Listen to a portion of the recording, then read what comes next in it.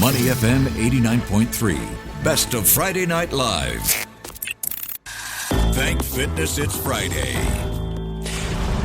Welcome back to Thank Fitness It's Friday. You're here with me, Koh and Neil Humphreys on the Friday Night Live. Neil, are you faced with the gymtimidation or gym anxiety every time you step foot into the place of muscles? Always. Only for 30 years. Yeah. I'm still working on it. I first stepped into a gym when I was 16 and I'm now 50. How's it going for you? Still the same.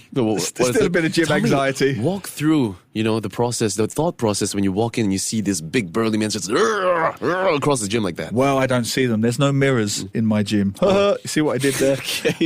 Sure. No gym intimidation for me anymore. Yeah. But I do see it genuinely. I feel sorry for the young boys who come into my gym occasionally, and you can see them. I remember being their age. They're a bit intimidated. I tried to offer them bits of advice if they want it. They don't. But yes, sad. It's a real thing. It is a real thing, and it's sad because you see people trying to step out of their comfort zone, but the issue of judgment or the fear of being judged by what you're doing or how you look, that might stop you from getting fit. Well, to make the gym a place that's more inclusive, our next guest has launched REVL's local expansion in early 2022, and it started out as a final school year project.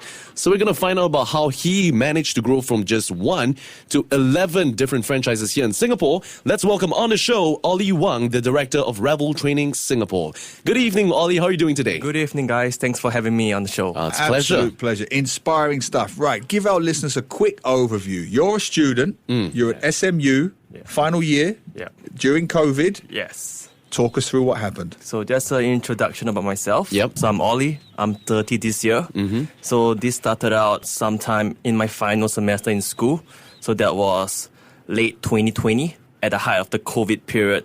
So how this exactly happened was I was actually a part-time coach at F45. So I was coaching part-time at the same time I was studying. So something I noticed in the market back then, a lot of people were training 2-3 times a day, but they weren't seeing results. And it got me thinking that, is there something more that these people can go for?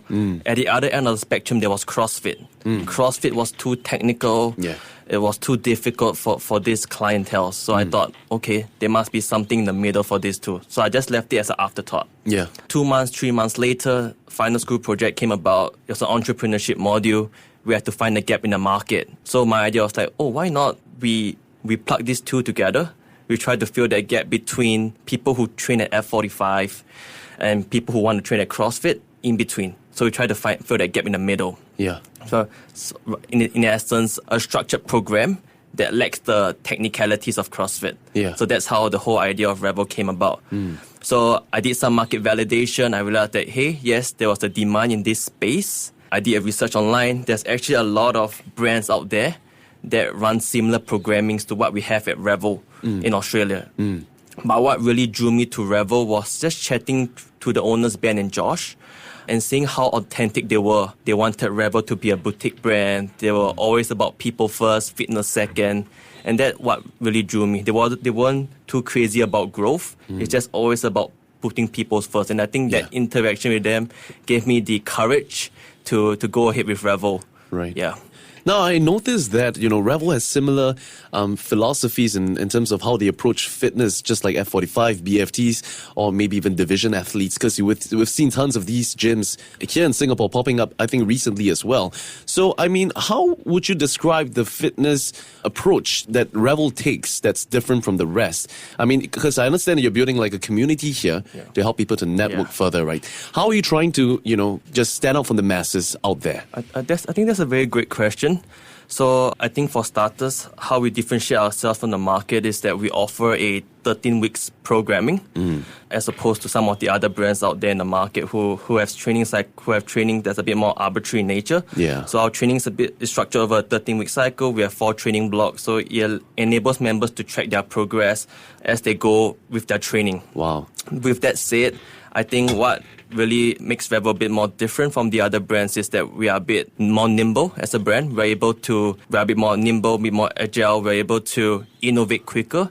So for example, now with the run craze, everyone is running. Everyone is running at the moment. So We incorporate running programs, structured running programs into our training cycles. Nice. Something that we recently incorporated is hand power cleans inside our training program, because we notice a lot of people are starting to be interested in weightlifting. So that's how we constantly innovate and not just stay, still where we are. Right. Yeah. So is it REVL offering the programs, or the individuals come to you with a program they want tailor-made? So REVL HQ designs the program, but we give the inputs based on what we see in the market. I see. I see. So if someone was to join REVL, how does it work? They would sign up for a different 13-week program. Do you have different programs or one program? How does it work? That's a good question. So we have we have 3 different programs right in REVL. We have Perform. So Perform is more of our strength-based program. Move is more of our hybrid program.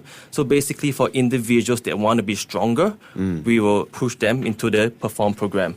For individuals that want to be leaner, we get them to do the Move program for that whole 13 weeks programming. And we have our Sweat program that complements it. Sweat is basically our cardio sessions. Yeah, so when an individual comes in, we ask them what's their goals, be it to get stronger or leaner, and from there we will funnel them based on the correct programming. Yeah. Yeah. Well, I like that approach because it really hear you out. Because I believe for most gyms that I've been to, when they have a community-driven thing going on, right, it's usually just catered to the masses. It's pretty generic. It's not so focused. So the one thing I'm really curious about is how you were able to expand or scale so quickly to 11 from just 1. So how did you manage to grow your business to over 2,000 members and raised over $35 in community fundraising? 35,000? 35,000, my bad. So I think I have to caveat first. I think it wasn't an easy journey. Yeah. So when we first opened the first outlet when I used to own the first outlet in City Hall, we opened at the height of the Omicron wave. That was in January 2022. Oh, so dear. a lot of people were falling sick of COVID. We had a lot of rules, regulations that really prevented us from running classes the way it should be run. I think that coupled with the fact that a lot of education was needed in the market, a lot of people were used to seeing, a screen-led workout, having someone on the screen demonstrating the workouts. Yeah. But for REVL, it was just purely words. And that whole adaptation for people to understand how that works, it took a bit of time. Yeah. So I'll say the first 6 months was really difficult, but I think what really got REVL to where it is now is really just, that's the community, just being authentic with people, just really just building an environment that people want to bring their friends. Yeah. And then I think from there, naturally, a lot of our initial franchisees came from people who started at City Hall. Yeah. And they replicated that same experience that they had in City Hall in their own studios, and that's how, REVL just expanded.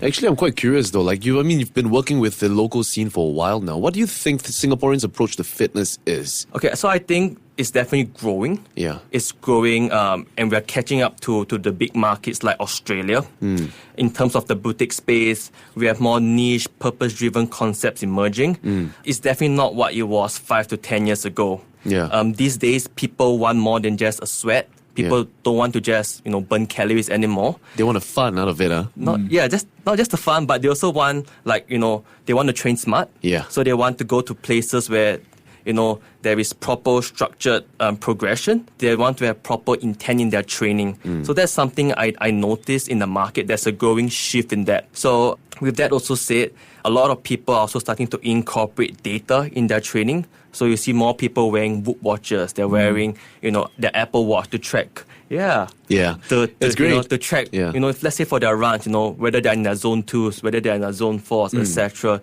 That's to ensure that they're hitting that right training intensity. Yeah. They don't overtrain. This is not something that we have seen 5 to 10 years ago. And I think this couples with the fact that there's a lot more competitions now in the market, like High Rocks. Yeah. Your turf games. And people want to be competitive. So a lot of our people around my age group, slightly older, are starting to train for all these events, and people are getting more serious for these events, and it shows that there is an appetite. That's really nice to hear. That's something I noticed. But what I really want to know, Ollie, and I'm sure our Money FM listeners will as well, some gyms have downsized in recent years, particularly after COVID. It's a very competitive industry. It is. I mean, Dan is always telling me about another gym going under, another one on the market. And here you are, you've gone from 0 to 11 gyms post-COVID. It's an extraordinary success story. Well done. But what would be, if there was one thing, what would be the major point of difference, you think, between your gym and all the other gyms in Singapore? Because you mentioned community, but all gyms would say they had a community. I would really say is how we pinpoint the franchisees. So as I mentioned earlier, like the experience at City Hall, that the first studio in REVL had a very exceptional experience that people just want to refer their friends. Like if you train at City Hall, it's like the go-to place back then. So, and even now. So all the franchisees that came from City Hall, they were able to replicate that same experience. So when we vet franchisees that were coming into the REVL Singapore family, we make sure that they have the same kind of, I do something called a beer test. Basically, whether we are able to vibe. If we're able to vibe means I know that you're able to provide that same kind of experience to the members. And we do something called a profile test during our franchising assessment. So that profile test enables me to identify what are your strengths and weaknesses. And now from there, I'm able to decide whether you might be a good fit or not. So I think at the end of the day, I always tell the franchisees that there are a lot of brands out there in the market that offer similar programmings, but what really differentiates is really that's the member experience. And that's something that we always highlight we have something called an accreditation. So before any new studio opens, we onboard all the coaches to ensure that they are up to REVL standards. So this is not just about, movement standards, but also the member experience. When a new league comes in, how you greet them, how you engage them, how you follow up with them, understanding their goals, how do you keep track with them, how do you integrate them with the community, things like that. So I think this goes back to one of my points, which I always strongly believe. I say back in school, people always look forward to one thing called CCAs because it was their escape, something that they could be genuine about, something that they're not stressed about, something that they enjoy. And for working adults, I see fitness space as the escape for them. So as long as we're able to create that safe space for them, I believe that's how we keep people in. Wow, I really like that. I mean, it's so inspirational to see how you are trying to put people first. And I think that is one thing that a lot of gyms can learn from your philosophy. So thank you so much for sharing with us. Now, before we let you go, we've got 6 super fitness tidbits that we're going to question you. And you're just going to have to give us your answers off the top of your head. So 6 simple questions. Quick answers. Quick answers, yeah. The first one, I'm going to start with, what's your typical weekly gym routine look like? Okay, so my typical gym routine, mixture of running and REVL training, because I'm training for High Rocks in Turf Games. Nice. Maybe I'll see you there. Very good. I'll see you. All right, let's focus on diet. What's your favorite healthy meal and why? I like poke bowl. Because it's customizable. And the sashimi with the rice, it goes so well. Nice. Great. Good pick. Now, what's your favorite workout or exercise? Just one. I think anything that involves partner work or teamwork. So at REVL, we have something called Team Sweat. So where we work together in teams of 2, 3, 4, etc.